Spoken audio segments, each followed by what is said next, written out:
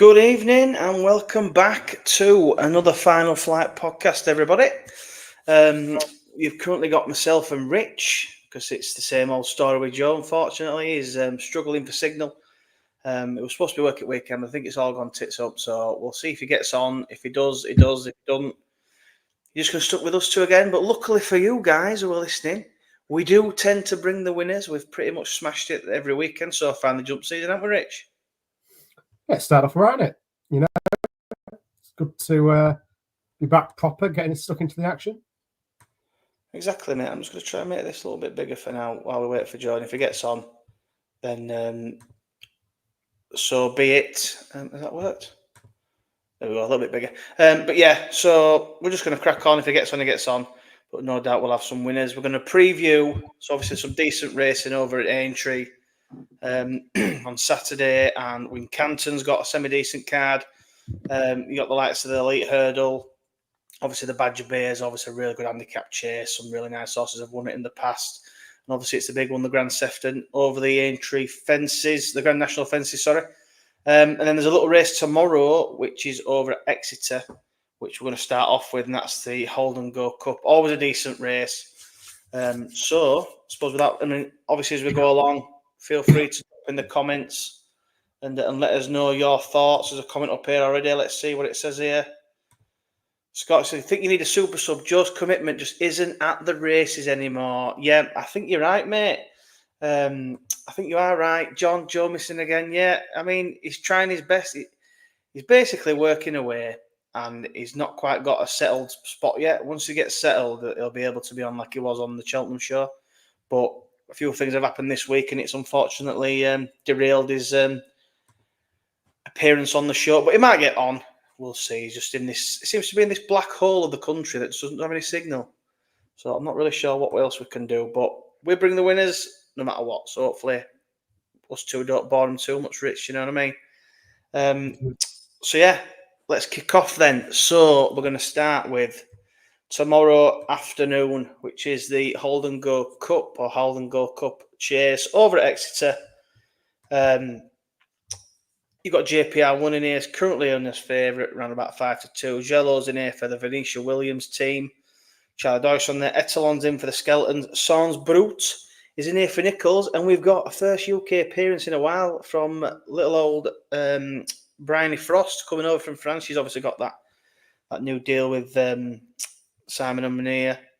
Scarface is in here. And then you've got Heltenham, the outsider. Now, we've currently got Good Ground. Again, Rich. Good ground jumps racing. I mean, it's going to make it interesting. We could do with some rain.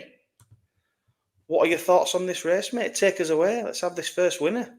I think it's a little bit of a tricky race, if I'm honest with you. I do like JPR1. I think he's the right favourite. I mean, I was at Cheltenham last year when he should have bolted up in that grade 2 and he just threw Brendan Powell out the side door. Very unfortunate, that one. I mean, he had the race, didn't he? He did. I mean, he's had wind surgery. It's his first run since that's happened. I don't know if I can trust his jumping though. He is likely to maybe throw in a bad one. And again, good ground. He's mainly ran on soft, heavy. I mean, he has run in good to soft now and again.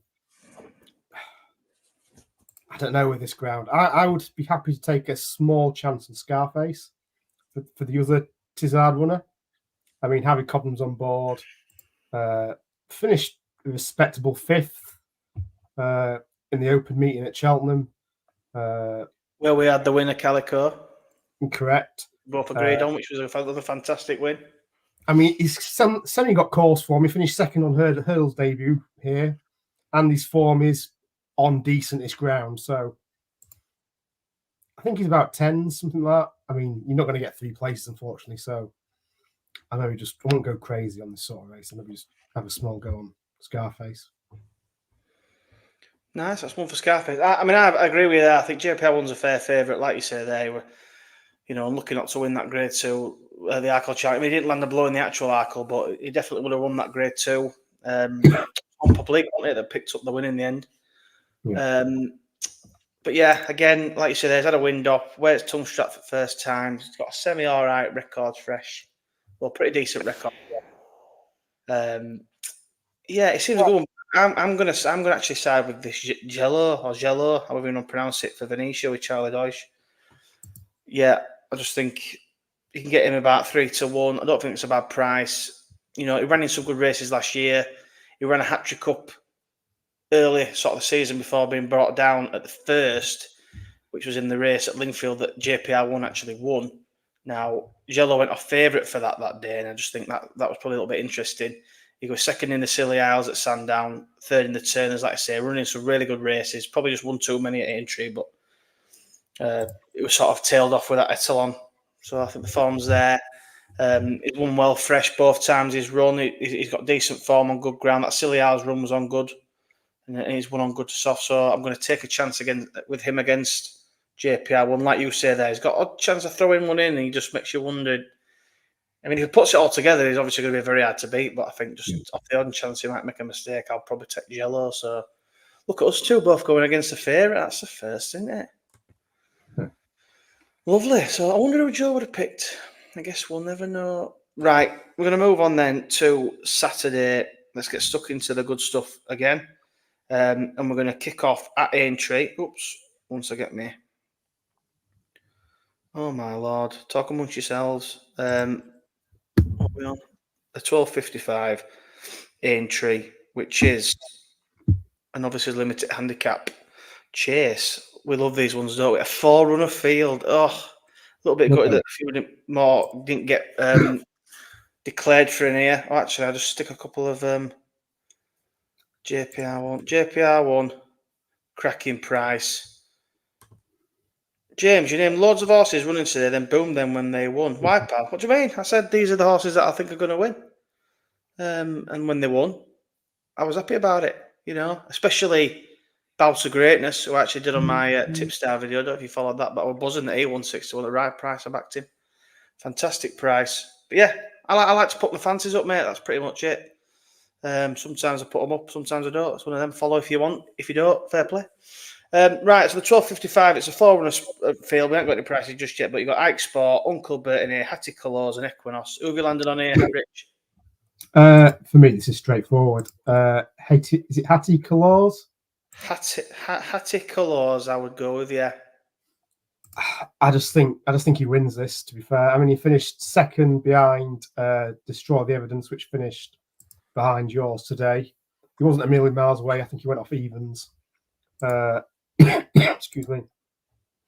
I mean, he's a winner over 2 miles 7. He won at Bangor on soft. It was good to soft when he finished second at Chepstow.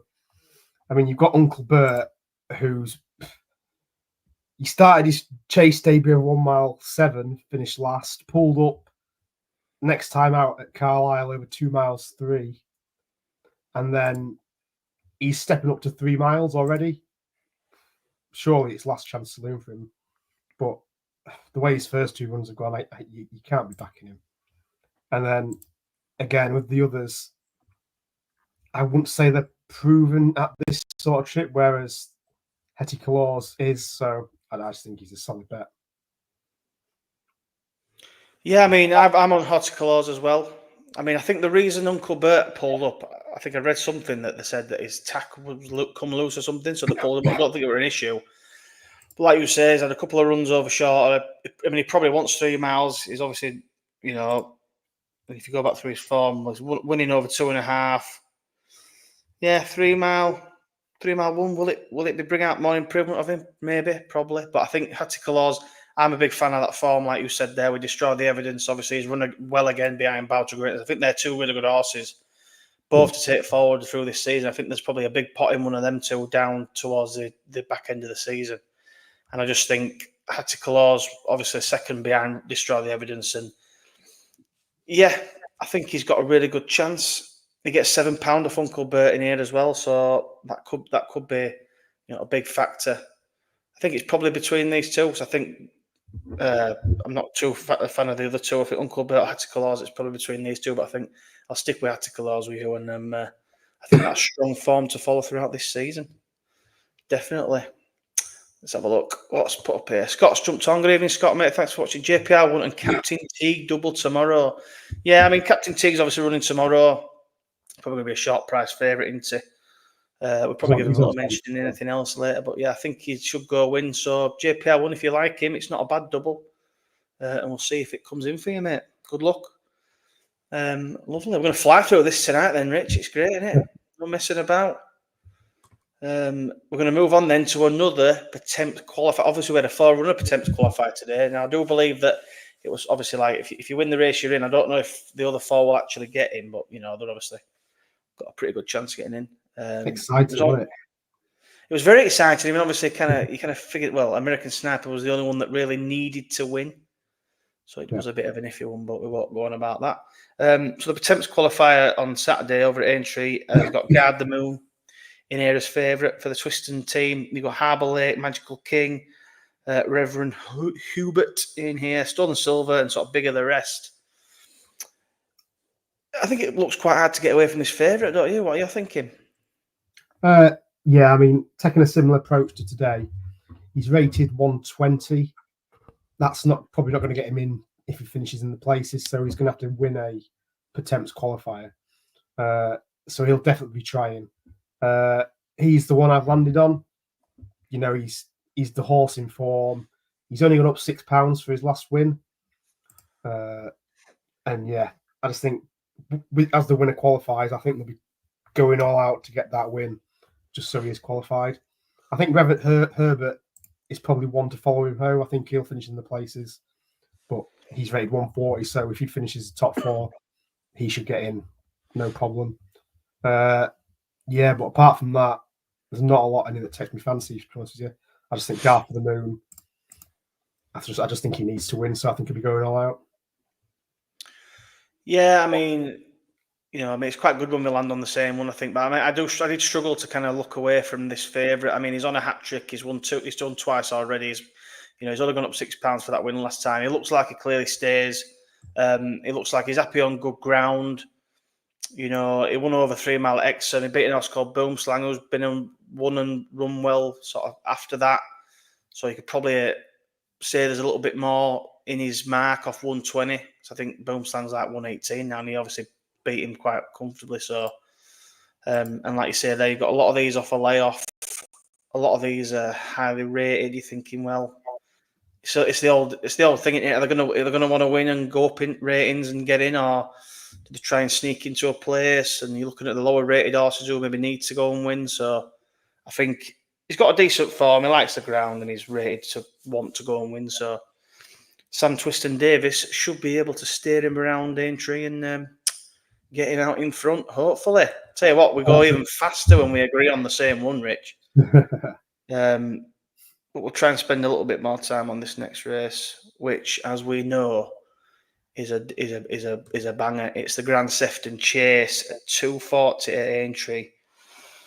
Now, obviously, I mean, if you remember last season, they were almost talking about it being chuffing cold off because it was so wet and heavy, and now we're looking at it opposite way around, where they're thinking, well, we might have to water. So we've got good ground, but we've got Frero Bamboo in here. Late as favourite, 7-1, obviously the field, so it's a very open race. Late Night Pass is in here. Percussion, Adam Wedge is on board again, 7-1. Show Touch, 15-2. King Turgeon, 8-1. 10-1 Bigger the Rest.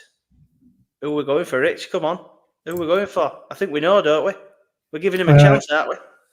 We do. I'll just mention another one. Obviously, Percussion finished second to Geskill last season in this race. He did. I think he was rated 128, so he's a pound higher. Obviously, conditions, they're completely different. The one I do like is Gaborio for the Greenall and Guerrero team. Obviously, they're one of our favourites, but excuse me, sorry. But yeah, this lad was ultra consistent. He prefers good ground. I mean, he won at Doncaster over 2 miles 7 on good, Kempton, Cartmel, and all that jazz. I mean, he was unseated in the Fox Hunters in April, but that was at the Canal Turn as well. And I tell you what, he was tanking along. I mean, if you watch the race back, he does actually cross the line first, just without Henry Buck on board, unfortunately. Do you know what? I don't even really know how he tips. I watched it again today, and he kind of, if anything, maybe just over jumps a little bit, and just must be something just tip jockey a little bit. And anyway, he's gone over the front. You're thinking, oh my lord. And like I say, first past the post. He seemed to enjoy it, so I think he'll handle the track. He gets his ground. Conditions are fine. Distance is fine. Excuse me. I'll tell you what, you sound absolutely shocking tonight, mate. I'm full of flu. He's off 10 stone 2. He's on a low weight. Henry's on's a massive plus, obviously, as well. Henry's on, yeah. I just think he's got a cracking chance. He's about 10-1. I think he can get 4 places. You might even get 5 on the day on all the bookmakers. I'd be disappointed if he's not top 5. Just watching the Fox Hunters with Henry on, without Henry, he was still jumping them fantastically. So, yeah, I think he's got a cracking chance. Yeah, and it goes well fresh, he's been off 164 days, but he's won off. I've got it written here. He's won off a 77-day break, a 144-day break, 55-day break, 126-day break, 228-day break. He has won fresh plenty, so he will be raring to go. Lisa's put a comment up there. Good evening, Lisa. Hope you're well. Thanks for tuning in. Gaboriot gets his ground for the first time in a year. Yeah, you don't often get a race like this where you've got like a good ground horse who gets the ground. Now, we know from the Fox Hunters last season that he loves these fences, and he took to them like a duck to water. Yes, he did tip up, but it was just one of them, bit of a freak accident, really. He was still flying through them, you know what I mean? Jumping really well, and he's got a lot of much higher rated horses in there, in and around him. There's not really much in here, I don't think, maybe even compared to that. But I think Percussion, like you say, they're second to Paul Gasquille last season. He's obviously going to run a good race. He'll be primed for it. But like you say, they're just at 10-1. I think he's just a cracking each way bet. With old Gaboriot, Henry's on board. He's won the race before. He knows how to get an horse around these fences, and I think, yeah, it could be a podcast nap. I think, Rich, for the weekend. It'll be a beauty if he wins. It'll be absolutely brilliant.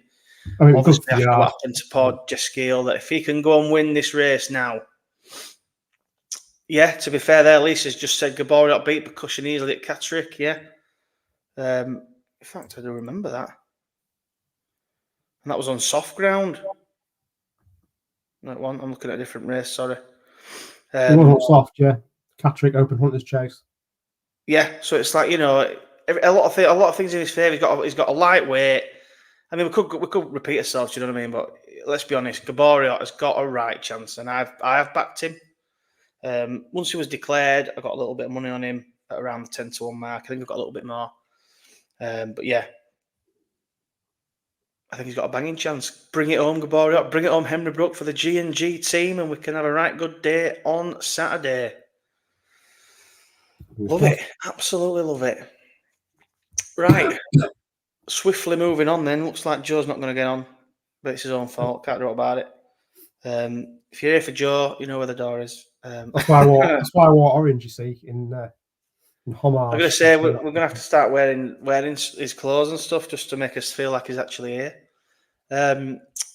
Right, moving over to Wincanton then. So this is the 223 Rising Stars Novice Chase. Now, if any of you watched or listened to the jump season kickoff show that we did, I actually gave this horse as a horse to follow for the season, and he's going novice chasing, and he's in here, and it's handstands for Ben Pauling and Ben Jones. Ben Jones riding pretty well at the moment, and I think he's going to go and win this. I know you've got Insurrection in here, is also a nice horse, but he was pretty well beat last time, although he probably needed the run. Handstands for me is an horse I like. He's an horse I like to follow. Last season he had 4 really good runs, unbeaten in 4, went to the Ballymore, didn't quite fire, but he'd had a lot of racing by that point, and I think he's one of them that looks like he's going to make a really good chaser. Again, he's won on decent ground as well. So yeah, I'm happy to give him a chance in this, and hopefully he can go and take it. So I'm one of my horses to follow, and I'm going to stick with him. Handstands for me. Rich, what about yourself? I think this is a really tricky sort of trappy race. There's not a lot between Boom Dawn and Insurrection based on the last one. Soul Icon has most experience, but always seems to finish second. He's finished second 4 times in a row. Does handle good ground though. Handstand, they must think a lot of him, took him on his chase debut on a grade 2. That's what I'm kind of working on. Excuse me. So, yeah, I don't really know. I mean, I think Boomdawn will reverse the form with Insurrection, even though I think Nicholls' horses are needing that run. So maybe Insurrection will improve past him. So I could be completely wrong there. But yeah, I mean, Napa's Hill won this for the Nicholls team last season, so it's obviously a race they target. He'll be primed Insurrection for this, I'm sure. So I think if Handstand is the horse I think he is, then he's going to have to be pretty decent on his chase debut. So if they think he's that decent, then yeah, I'll follow you in with Handstands. But it's not a massive selection because I think, apart from Glyn, I think any of the top four have a decent chance. Yeah, I mean, I wouldn't say it's a race to get like stuck into too much because obviously you've got Handstands on his chase debut and a couple of them that have had a run, so just be a little bit wary. But I thought sort of 5-2 isn't a bad price. I've had a little bit on him just as to hope he can go and win. But I think if he goes and wins this well, he's one that could be up there in these sort of, well, 2.5 mile obviously chase there. There's no 2.5 mile chase at Cheltenham, is there, apart from the handicap, so you have to be wary of his mark.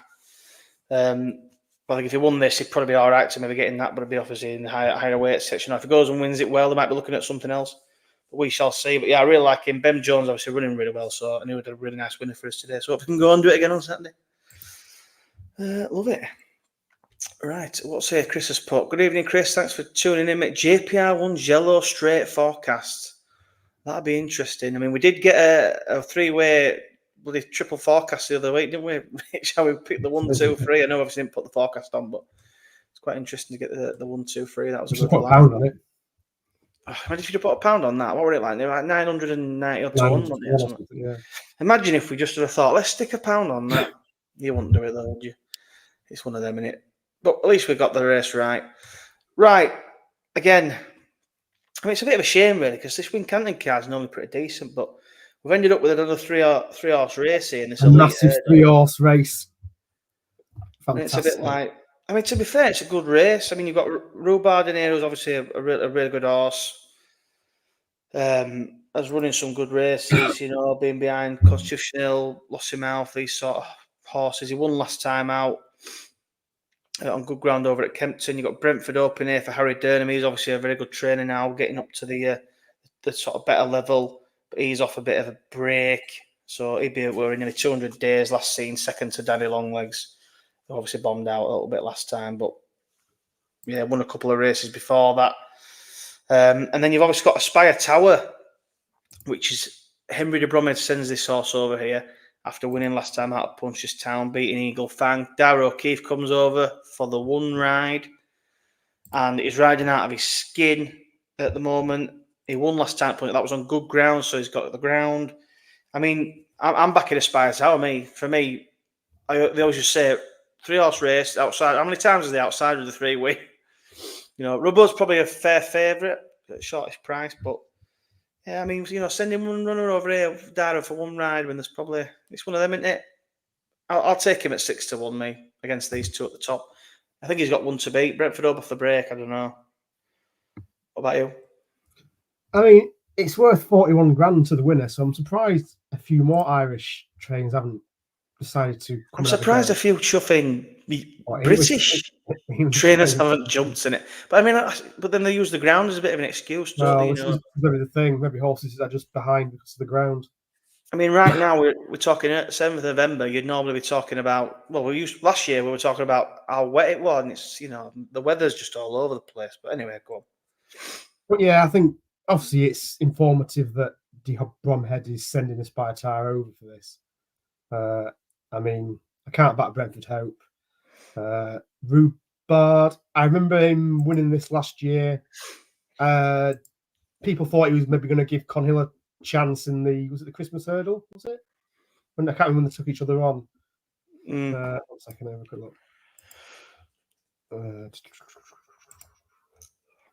look. Yeah, Christmas hurdle. He finished 9.5 lengths behind Constitution Hill.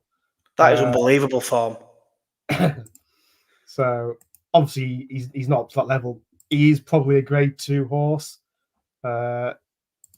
but at odds on in a 3-runner race, I can't be having it for me, unfortunately. I mean, Aspire Tyre finished second in a Triumph. That's pretty decent form. Finished fourth in a Champion Hurdle. I wouldn't have thought he's a million miles away from being a. He's one of those where it sits in between a grade 1 and a grade 2, I suppose. Maybe a bit like Robard, but at the prices, you just got to go for Aspire Tyre, aren't you? Yeah, I mean, I'd take a chance on him. It's a 3-horse race. Don't be going mad on it, but I'd just take a punt on him and see what happens in the race. It's one of them, really. Right, so we're going to finish on the Badger Beer. Obviously, a really good handicap chase that's been won by some good horses in the past. I remember when Frodon won it. Was it Frodon that won it off the front when he was flying at the time? You've got Lord of Cordonier, currently now his favourite with a changing man for Tizard's team. You've got Mufasa in here for Nichols, Cobden's on, Lord Baddesley, Forward Plan, and sort of 12-1 bigger the rest. Before we talk about anything else, who's your pick for the Badger Beer? Wincanton. Good ground. Oof. I mean, I've not got a strong opinion, but the changing man, I remember that was a horse where everybody thought, oh, he's so well handicapped after finishing second behind Stay Away Faye, who's rated 150 odds, and he's rated 130 coming off the back of wind surgery in this. I mean, if he is well handicapped, he should be winning this, shouldn't he? Off that sort of levels, if they think he's a 140 horse or so. Apart from that, there's not a lot in here that gets me that excited, to be honest with you. I mean, I backed Mufasa last season a few times. Very inconsistent. Yeah, there's not a lot else for me to go at. The changing man would be a tentative selection. Fair enough. I'm just going to stick Scott's comment on his place. But Aspire Tower, yes, boys, yes, mate. We're going in with the Irish. Sod the UK runners. I mean, the state of UK racing at the moment is horrendous. We'll talk about that in a bit. So you think the changing man, if he's back to his best off a wind up, has he got a tongue strap on for the first time as well, by the looks of that? So yeah, could bring out some improvement. Yeah, I'm just taking a complete chance on one here at 20-1. Now this may come as a shock, but I'm going to go for a horse. And it is a really big outside chance here, guys. So don't be going too mad on it. I've put a couple of quid each way. But Gustavian is in here for Anthony Honeyball. And Gavin Sheehan is on for the ride. Now, just looking through it, I just thought to myself, So this horse was 7th in this race last year off a mark of 137. And he comes into it this year at 124. Bless you. Thank you. I was going to try and mute myself, but I was all along there. It was too late. So yes, £13 lower. I mean, it was a winner only last February, 2023 off 132, and that was over 3 mile on good ground. He seems to do a lot of his best running on good ground. He was started off the season off the 137, did okay, but found it a little bit tough. Anyway, they've kind of run him over a few of these sort of shorter trips, 2.5 mile. He even finished. Finished last season over 2 mile, and I just don't think that's his trip at all. But he's coming in here. He's back on good ground, back up to the staying trip, 3 mile, 1 furlong. So I think it'll be right up his street. He has run pretty well off fresh, off a break. He's been second. He's been a second, a third, and a fourth off 200 plus days. So coming in here off 215 days, maybe they thought we'll just freshen him up. Now we've got his mark down. Have another crack at this. Gavin Sheehan on board. Good ground. Might stay. It might run into a place. He might run it close. He might be completely gone and just be out the back of the telly. But I thought 20-1 looking at the field. The same yard won it last year, didn't they, with Blackjack Magic? He was off the same weight as your Gustavian as well, 10 stone 2. Yeah. So like you say there, you're winning off a low weight. He's off a break. He could be well handicapped if he can run to sort of form, but it's one of them. I'm taking a chance on him 20-1 with however many places you can get. Well, Sky Bet 16s with 4 places. Everywhere else is 3 places. You can get 20-1 in a couple of places. What's Lisa put here? Rhubarb for me. Saw him at Kempton last season. Lovely horse. Lovely looking horse. Won first time out when a lot of Nichols needed the run. Yeah, I mean, Rhubards a very, very fair favourite. He probably takes all the beating, to be fair, this year right there. At sort of evens or short, if you want to take a chance on him. Scott's, but don't think a Chewy's running in the Badger Beer. Yeah, I want back it. Pulls like a train. I think he's a non-runner. Oh, that's just Joe. Joe Wildmore's a non-runner. Right, well, we've kind of flown through the previewing races. I suppose the only other thing left to do is, Rich, is the anything else section. Which I always forget to make a little banner for, so I'm going to make it now. And I normally leave this bit to you because I'm normally too busy at work to do this, but you would like to fly through a few if you've got a few.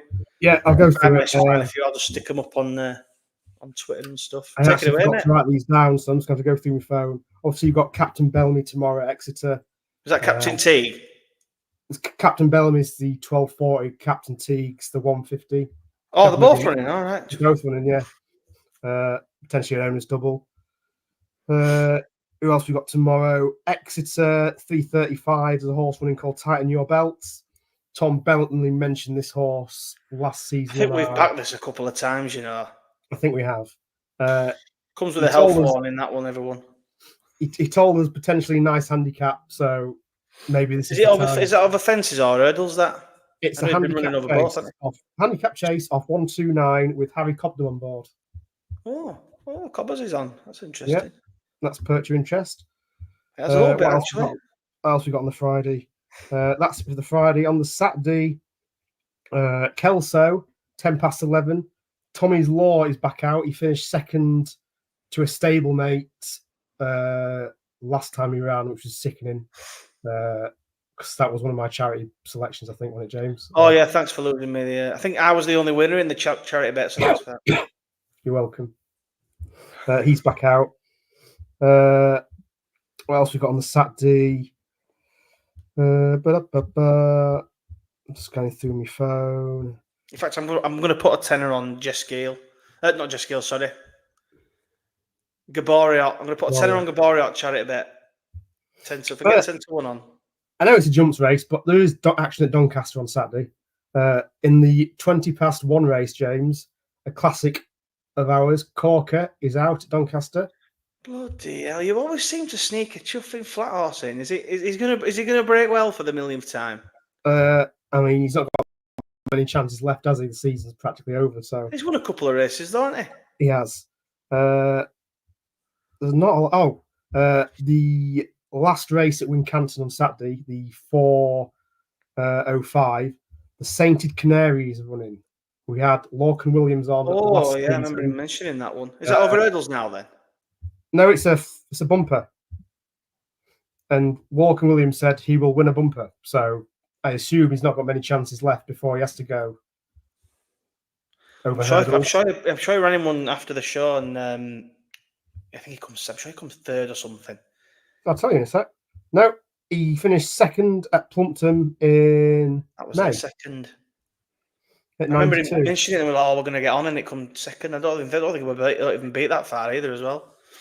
So, yeah, that's the last race at Wincanton. That's it for the Saturday. I can have a quick look at Sunday if you want. Anything for the Sunday? Obviously, we've not got declarations, but Foss Lass, you've got horses potentially like the Kemble Brewery. I don't know if he'll be declared. Don't worry about Sunday. We can always put Sunday up on thinking. There's a couple of comments here. Lisa's put Jaguar in 5-day decks at Bangor. Big Baby who's learning all the time. Yeah, I mean, we were on Jaguar when he won, somehow pulling John Joe out of the SHIT, let's say.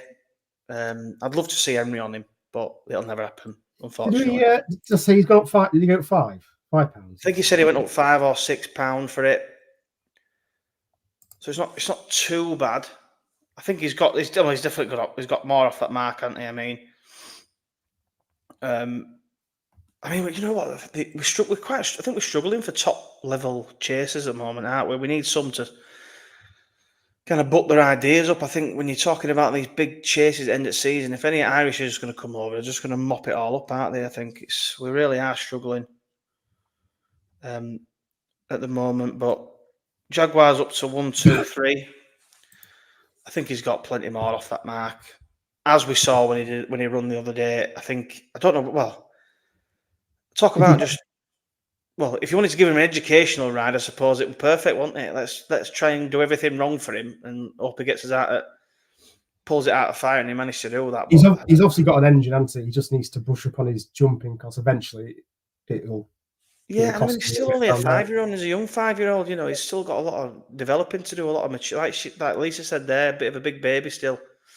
He's got a He's lot definitely to a 3-miler learn. in time, isn't he? So keep. Yeah, and when it clicks for him, it's going to click. I think he's got a lot more to come. You know, in that mark, definitely. So we'll see if he's entered up at Bangor. What sort of race is it? Handicap chase over 2.5 mile, class 3, 0 to 130. Yeah, you got the likes of, well, Astela Pastor in there, Carbon King, horses like that. I think that looks a winnable race to me. John Joe's not currently jocked up. Also, James, if you're interested, on the same card, Gentleman Bill potentially, and the Gentleman Billington as well. I've not checked 5 days. 225, one of your favourites. Yeah, I mean, you know, I won't go into it too much. But obviously, I thought he ran okay on his first run. Probably just got a bit tired. Probably did a little bit too much too soon up front. Went off with the the eventual winner, who just kept finding and finding. To be fair, I Wish You off 107. Gentleman Bill's probably going to get a marks. Well, he's got 2 more runs before he gets a mark. So we'll see where he ends up. They'll probably look to get him handicapped now and stuff. So they'll probably take it steady with him. And I thought that favourite just kept finding. To be fair, and you just think, well, fair enough. But I think he's got a good win. He'll have some races in him, will Gentleman Bill, down the season, I think. I've no doubt about that. It's a little bit like making headway, isn't it? We've got to find the right race for him, if they can do. Hopefully we'll see him making headway out soon. Yeah. I mean, we saw they were chasing with it. Sorry? Did they say they were chasing with? Yeah, he's going chasing. Obviously, we saw White Rhino win at his chase debut as well, didn't we, the other day? Oh, yeah. I mean, White Rhino, tank, isn't he? He's going to be a tanking. What did we think? Did they mention national chase for him? Potentially, right. yeah. I think now it's a handicap. He might be all right with it. Yeah, potentially. Could be, because he's a proper big staying chaser. I think is a real top horse. Scott's book, top stuff, fellas. Good luck. Cheers, mate. Thanks for tuning in. We do appreciate it. Well, that's pretty much it then. I think, Rich, we've kind of flown through that. Yeah, so like I say, we'll get everything. Hopefully you found it interesting, and hopefully we'll find some more winners again. I've done pretty well last few weekends. Hope you enjoyed the Cheltenham Festival Countdown show, episode 1 we had on Monday with Keelan Woods. He was a fantastic guest, I thought. I thought it was really funny. Good lad is Keelan. Oops. So yeah, we've got Santa Post selections up with them. We're going to have another one of them in a couple of weeks. We're going to do them every other Monday. Can't remember what date is it. What date is it in a couple of weeks, Rich? It is... what day 18th. 18th is the next one. For the Cheltenham show, episode 2. If you haven't entered the competition, listen, we've partnered up with that Hacked Up Racing. Obviously, they do all the best gear. It's a really good race day bundle. It's a full body warmer with whatever embroidered silks you want on it. A pair of socks, a proper beanie out again with the silks your choice, and a mug. And all you've got to do is just go into the comments on the video and enter your selections every episode. And the best team, through a point system that we'll do, will win the prize. That's all you have to do to enter that. One last comment from Lisa. She's put, Key Woo is going to Bangor to work after racing. Think he'll be interesting when he runs. Horse that best him and neck in France went on to win 3 times. Right, Lisa, thank you for that little nugget. Let's get that one in the trackers and we'll see how it gets on when it runs. Nice one. Cheers, Lisa. Right, I think we'll leave it there then. Like I say, we will have another jockey lined up. I've got one in mind and I'm going to be messaging him tomorrow. And if he comes on, he's a belting guest. He's been on before. That's your clue. So we'll see what happens. But I am actively trying to get some that haven't been on, but we'll see what happens. I think we will do because they're all pretty decent with us. So yeah, thank you everybody for watching. Hope you've enjoyed it. Hope we haven't been too boring for you. Hope we found these winners.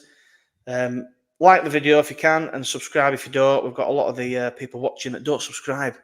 You know, I check the analytics. You know, get subscribing. Have you got anything else you'd like to say, Rich, before we go, mate? No, you know, I survived with my man flu. So yeah, just get well soon, really.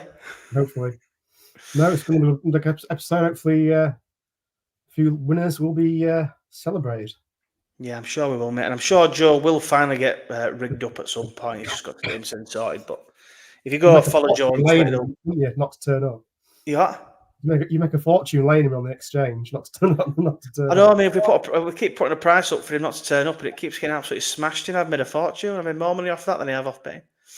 But no, yeah. Thanks everyone for watching. We'll be back next Thursday for another preview. Obviously, it's the is it the November meeting? It is the November meeting, I think. Yeah. Yeah, it's the Cheltenham November meeting, so we'll be doing a big preview for that. And obviously the week after that's the next Cheltenham show, and then we'll just keep going, keep bringing the winners, keep enjoying it, and keep having a good time doing it. So yeah, that's us. Thank you all for watching, and we'll see you all again next week. Thank you. Good night. And goodbye.